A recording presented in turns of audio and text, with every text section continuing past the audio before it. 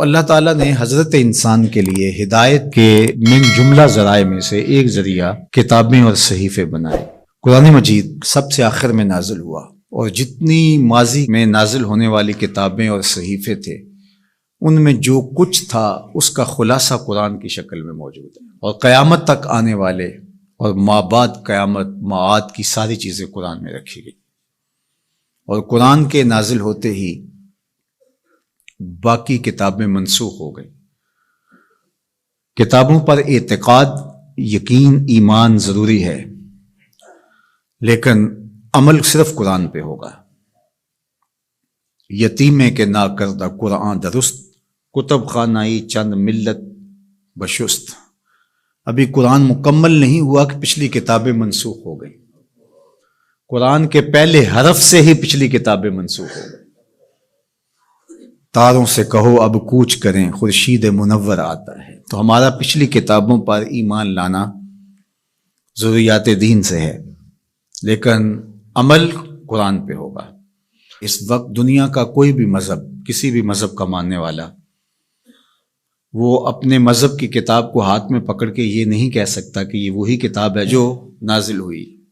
وہ بھی کہتے ہیں کہ جناب اس میں ضرور کمی بیشی ہے، کوئی تھوڑی مانتا ہے، کوئی زیادہ مانتا ہے، لیکن آنکھیں بند کر کے قرآن مجید کا نسخہ ہاتھ میں پکڑ کے حضور کا غلام کہہ سکتا ہے یہ وہی کتاب ہے، من و عن، حرف بحرف، بغیر کسی تغیر اور تبدل کے، جو میرے رسول کے سینے پہ نازل ہوئی ہے۔ تو یہ چیز کس قدر تیقن پیدا کرتی ہے، کس قدر یقین کی بجلیاں پیدا کر دیتی ہے سینے میں۔ پھر آنکھیں بند کر کے عمل کیوں نہیں کریں گے؟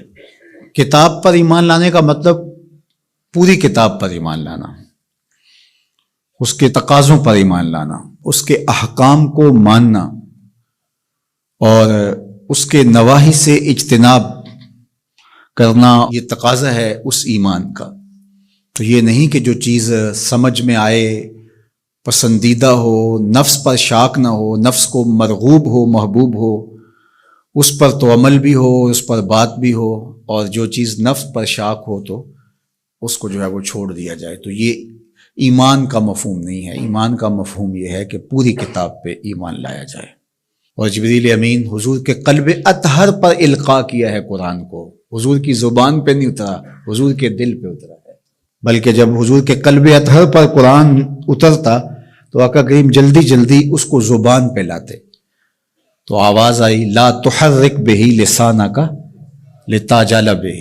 اللہ اکبر، محبوب جلدی نہ کیجئے، جس رب نے قلب میں اتارا ہے وہ زبان پر بھی لے آئے گا۔ تو وہ حرف و صوت سے مرکب نہیں تھا، وہ ایک کیا اس کے لیے لفظ کہیں، چونکہ یہاں لفظ بھی دم توڑتے ہیں، یہاں حرف بھی سوختہ پا ہیں، جہاں تخیل کا مرغ عقل بھی تھک کے گر جاتا ہے۔ وہ جانے اور وہ جانے کیسے دیا ملائے اعلیٰ میں۔ وہ منظر بھی تو ہم دیکھتے ہیں کہ رب اپنے محبوب سے پوچھتا ہے کہ یہ فرشتے کیا بات کر رہے ہیں، تو حضور معذرت کرتے ہیں، تو اللہ تعالیٰ اپنا دست قدرت، اب یہاں اور کیا کہا جائے، کسی اور کا ہوتا تو ہاتھ کہہ لیتے، لیکن یہاں تو دست قدرت، فوضع کفہ بین کتفی، تو اس نے دست قدرت میرے دو کندھوں کے درمیان رکھا۔ تو پھر کیا ہوا، دست قدرت یہاں آیا، ٹھنڈ میرے سینے میں پڑ گئی۔ اللہ اکبر، فعلمت ما فی السماوات والارض، تو پھر کوئی کائنات کی چیز رہی نہ جو میرے سینے میں ڈال نہ دی گئی ہو۔ تو یہ ایک اور کیفیت ہے، اس کو آپ اس تدریس سے، یہ جو پھٹی کے ایک طرف استاد ہوتا ہے اور دوسری طرف شاگرد ہوتا ہے، درمیان میں نصاب پڑا ہوتا ہے، ایک یہ ہے، یہ طریق ہے، یہ بھی درست ہے، اس کا انکار نہیں ہے، لیکن یہ کیفیت اور ہے۔ ابسط ردا کا یا ابا ہریرہ، ابو ہریرہ کہا حضور مسئلہ بہت ہے، بہت کچھ سنتا ہوں، پتہ نہیں جاتا کہاں ہے، کہا چادر بچھاؤ۔ اللہ اکبر، مسئلہ کیا ہے مجھے یاد نہیں رہتا، کہا چادر بچھا لو۔ ابو ہریرہ رضی اللہ تعالیٰ عنہ چادر بچھا لیتے، حضور ایسے کچھ بھرا اور ایسے ڈال دیا، کہا اس کو سمیٹ لے اور سینے سے جوڑ لے۔ حضرت ابو ہریرہ فرماتے ہیں اس کے بعد میں بھولا نہیں ہوں۔ تو وہ کیا ڈالا تھا جو ایسے ڈالا تھا؟ اللہ اکبر۔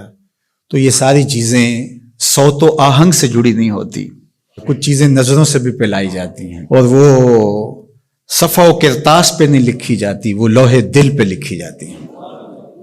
اس لیے فرمایا کہ ہم نے آپ کے سینے پہ قرآن نازل کیا، اور اس کی وجہ بھی بیان کی، اس لیے کہ ہم آپ کے سینے کو قرار عطا کریں، تسکین ملے، قرار ملے، مضبوط کریں آپ کے سینے کو۔ اللہ اکبر۔ تو حق ہے اس کتاب کا ایمان، اور ایمان بھی مکمل کامل رقم